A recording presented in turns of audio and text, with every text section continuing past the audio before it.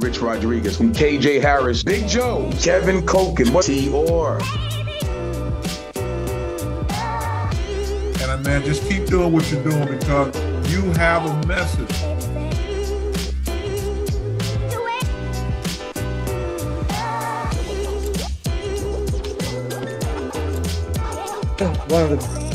I think one of the greatest college running backs ever, obviously in the history of West Virginia, but also if you look at the stats, what he did in college football. All right, Mountaineer fans. All right, Mountaineer fans. Listen, you already know who it is. You see this big fellow on the screen. Whenever you see Big Joe's, you know it's Brian Jozwiak. It's always an honor and a pleasure to have my Mountaineer brother on my show, Relatively Sports, with Eugene Napoleon. Joe's, first off, thank you, brother, for taking the time to jump on. I appreciate you.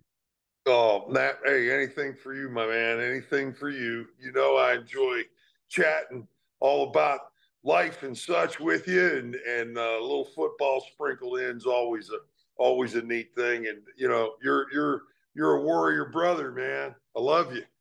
Thank you, man. I love you as well. You know, I wanted to jump right into this conversation because I think, as I was telling you earlier today, life is such an interesting thing. But when you are blessed to learn life skills through a sport that we all love and that we're connected to, oh man, that is truly a blessing, right?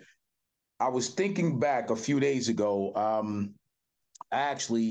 had to call Coach Nehlen and just let him know the older I get, Joe's, and maybe I'm preaching to the choir, the older I get, there is so much that I could attribute to playing for that man, and it's a beautiful thing. So if you don't mind, give me a nugget. There's so much, but give me a few nuggets of some of the things, some of the life skills you learned from Coach Nehlen, just from playing, for him.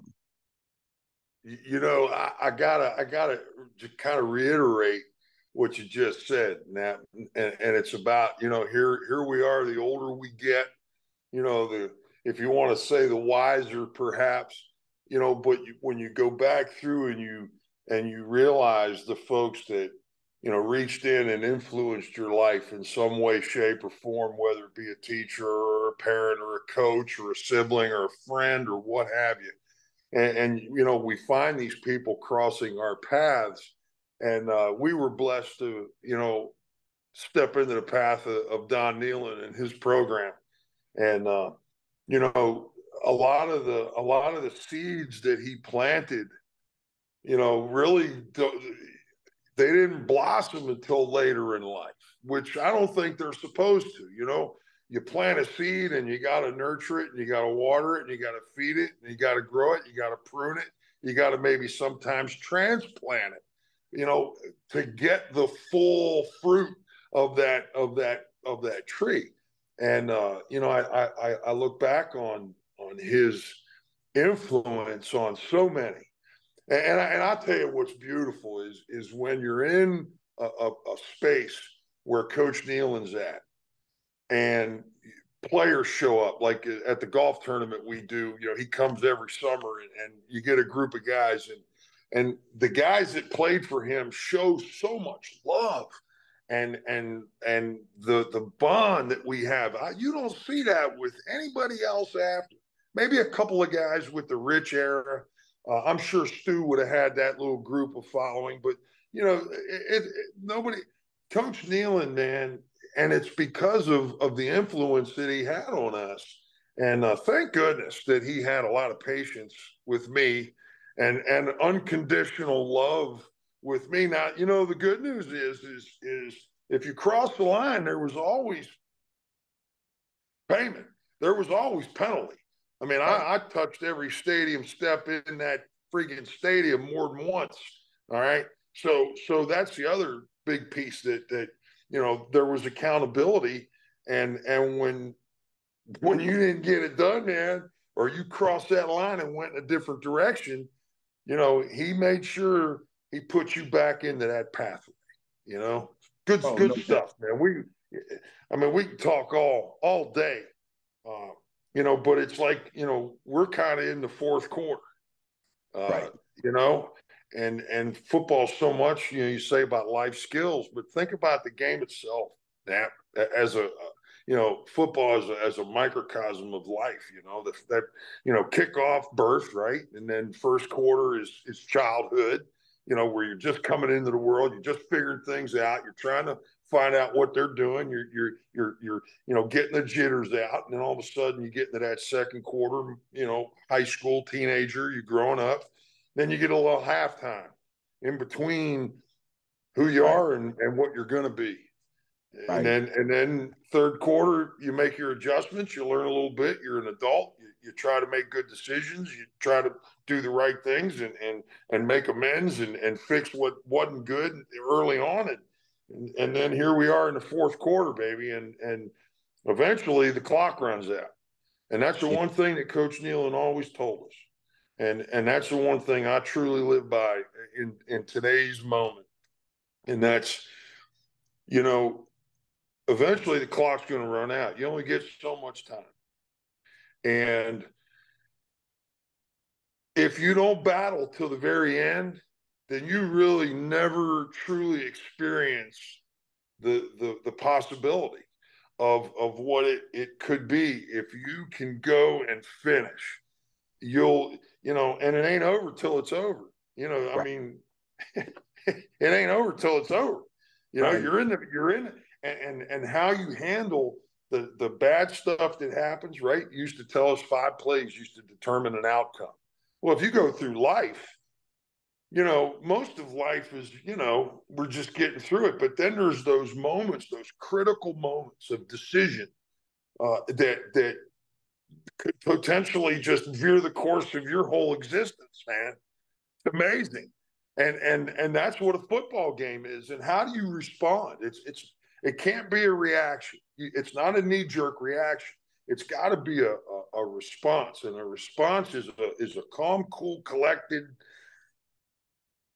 path that you take because of things that you looked at, and that sometimes it's got to happen like this. That response has to be really quick, but it's because of your experiences.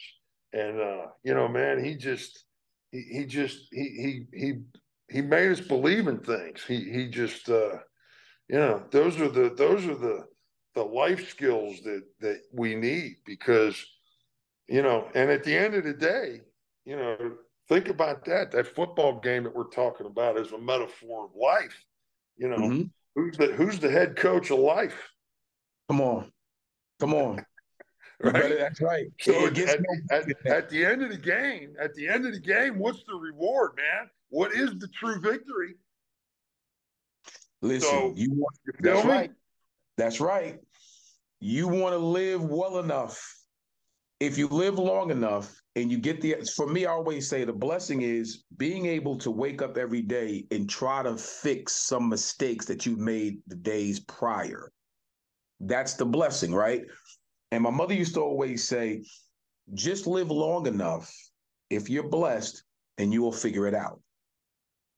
Now, there's a lot to that. There's a lot of wisdom packed in that one little statement, because my mother was from the deep South. She was from King Street, South Carolina. So what she was actually saying, and now that I'm 57 years of age, I get it so clearly now. What she was saying is, like you said, that first quarter, that second quarter, before you get to halftime, we all did. We jacked up some stuff now. We done missed some plays. All right?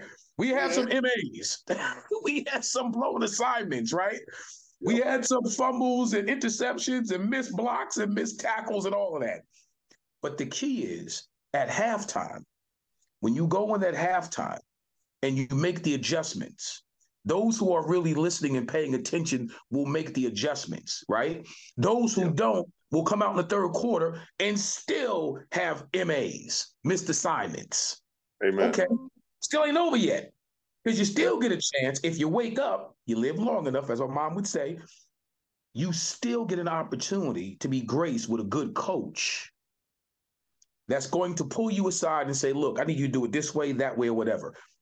What I learned, which is so funny, Coach Nehlen, when I transferred in from Pitt, He sat me down and he said something very similar to what my high school coach, Frank Gargiulo, used to say. And what Frank used to say to me, Coach G, would be, listen, I don't care how great of a running back or football player you are or you're going to become, you're going to be a human being far longer than you're going to be an athlete. The most important key is be the best person you can be in life. Yep. Man, that resonated because that's how I was raised, Joes. That's how we was raised.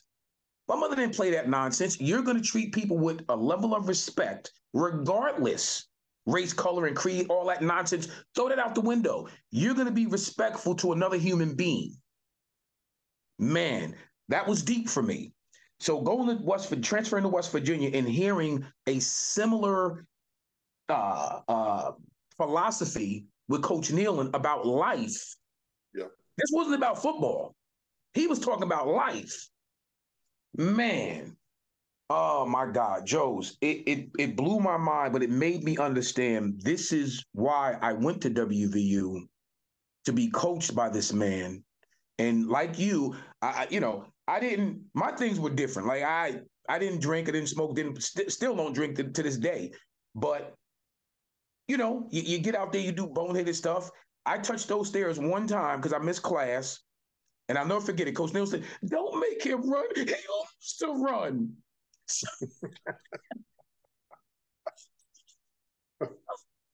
What do you push-ups, sit-ups, and things of that nature? It was hilarious because he knew, you're going to make him run. No, he does it after practice.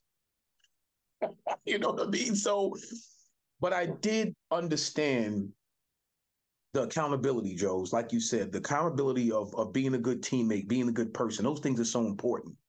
Yes, and sir. I love you because of many reasons, many things. But you and I get a chance every now and again when we talk is so profound because very rarely our football experiences really is a microcosm of our life experiences. Agreed. And I think that's it's such a profound thing. That's why I had to have you back on.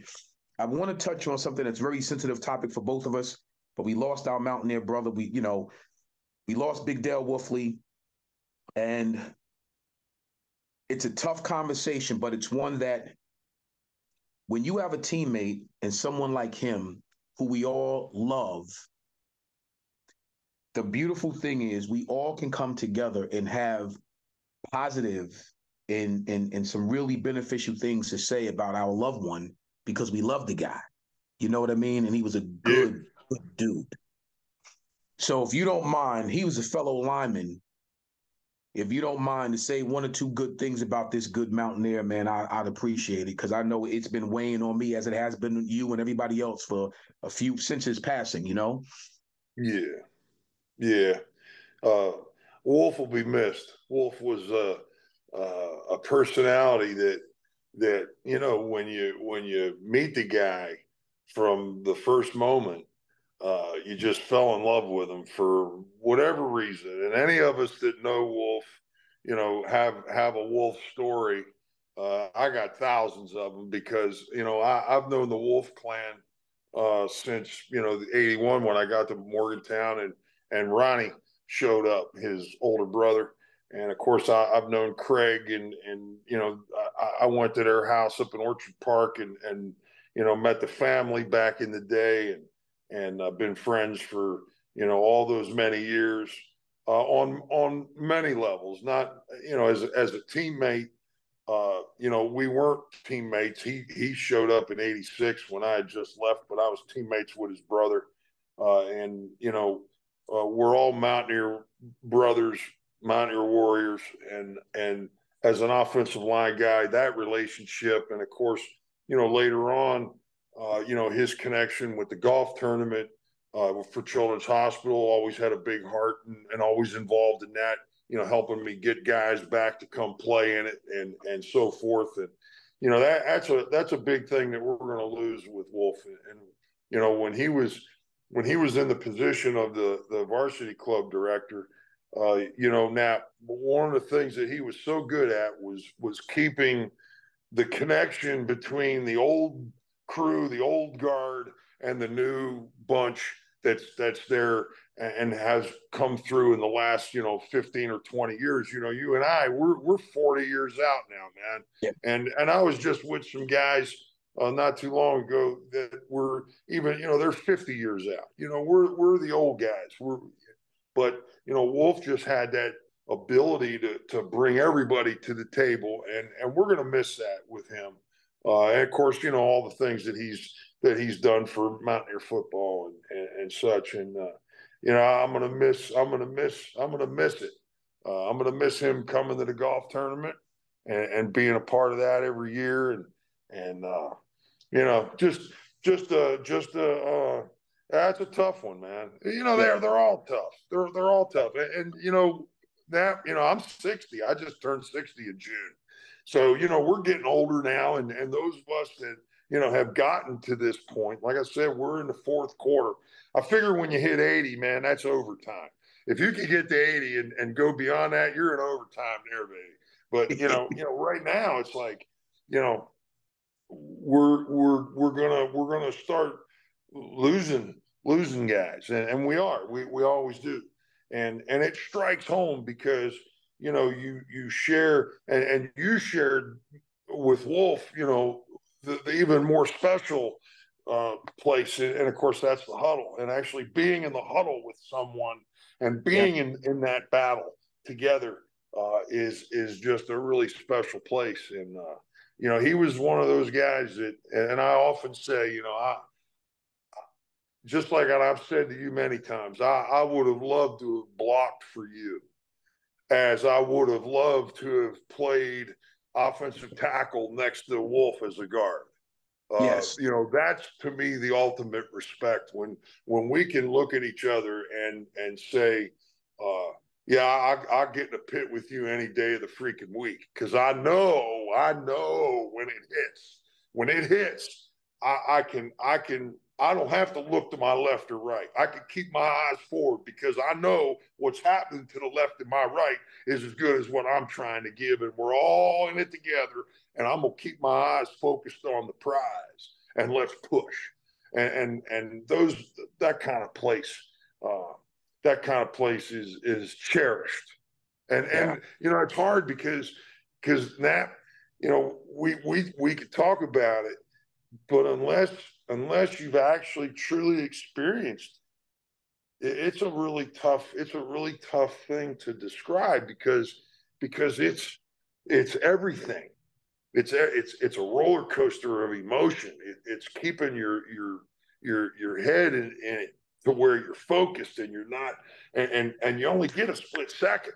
It ain't like you got plenty of time. It's right now. And those places when you're in that huddle and you're looking to your guy right there, that's all you got. 11 guys. That's it, man. That's a good place. And Wolf made a great huddle. He was a great member of that, and he'll be remembered. I mean, he's etched in Mountaineer lore.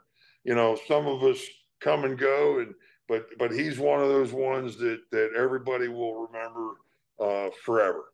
No, he embodies that. And I put a picture up a few weeks ago. I just had to. He had threw a block to spring me in the Louisville game for like a 50 seconds. Yeah, I had to put it up there because that was him. That was him. He cleared that whole side, and it was an amazing, because we were going back and forth, and somebody took credit for that some year, just playing around some years down the road.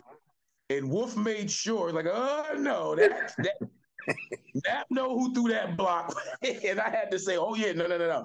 That was Dale. That was Big Wolf, But I'm gonna tell you something, man.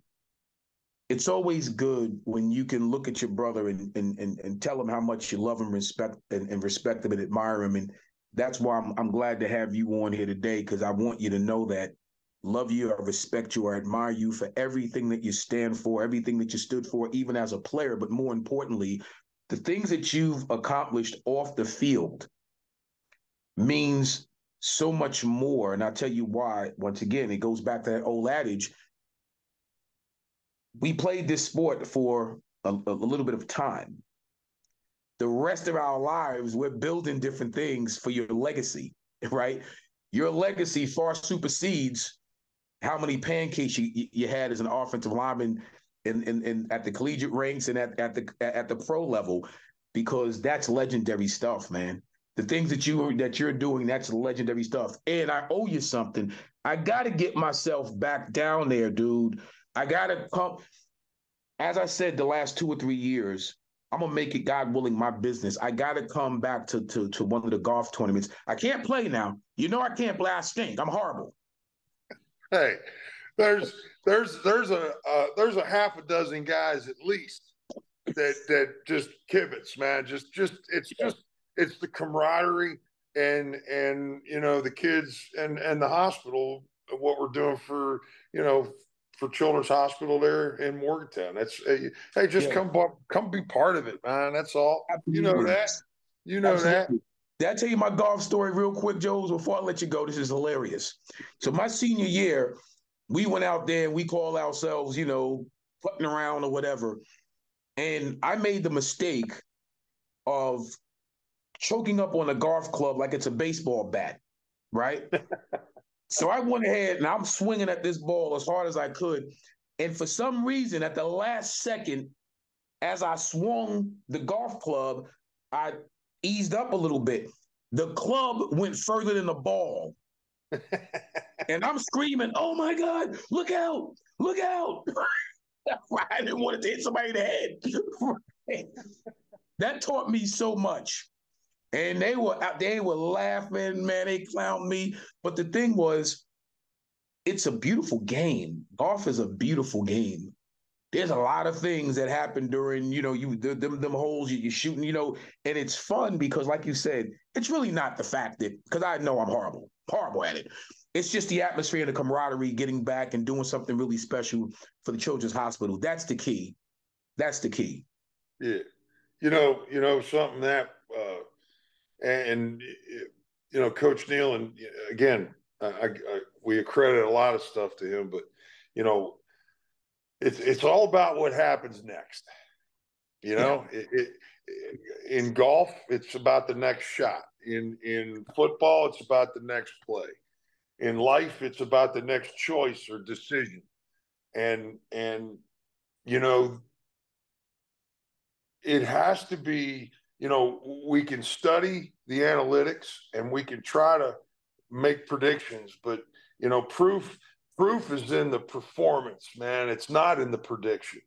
Okay. So what has happened to this point in my life matters. It all matters. Everything matters. Everything matters. Every little detail matters. It all matters. But you know what? Everything that happened to this point right now, I can't do nothing about. So It doesn't matter. What matters is what's next, man. What do I do next? What do I, how, like you said earlier, it's about me, but it's also me helping others to maybe not make that big mistake that I made years and years ago, and help that kid stay in the path without having to experience the hardship of making a rotten decision. But you know what? Even with the most rotten decision you can make, so long as it doesn't end you and you leave this place, you got what's next. So we all got to grasp that and know that, hey, you're never alone, man. God's with you all the time. All the time. And he's the ultimate. That's the life head coach. We had Don Nehlen as a football coach, and we were blessed to experience things. And now we're living our lives, according to a lot of his wisdom. But at the end of the day, we're living life. And if you can put your trust in that ultimate head coach right there, then you got a chance at victory, buddy. That's a fact. That's a fact. I love you, man. I love you. I love you as well, brother. I appreciate you so much. Listen, we'll get together. We got to get together. I'm going to make sure, God willing, I do I'm a director of a summer camp every year, and that first week is always the same, around the same time that you're doing. But I'm gonna fix it. I got you. I'm gonna fix it, God willing, this upcoming summer, so I can get down there, man, and spend some time with you guys, man. Absolutely, man. Love to have you. And it was cool doing something like this and not talking about what's going on there today. Yeah. Hey, all I know is this, man. Sweet G. All right. Hey, I love you. I love you. I'll talk to you later.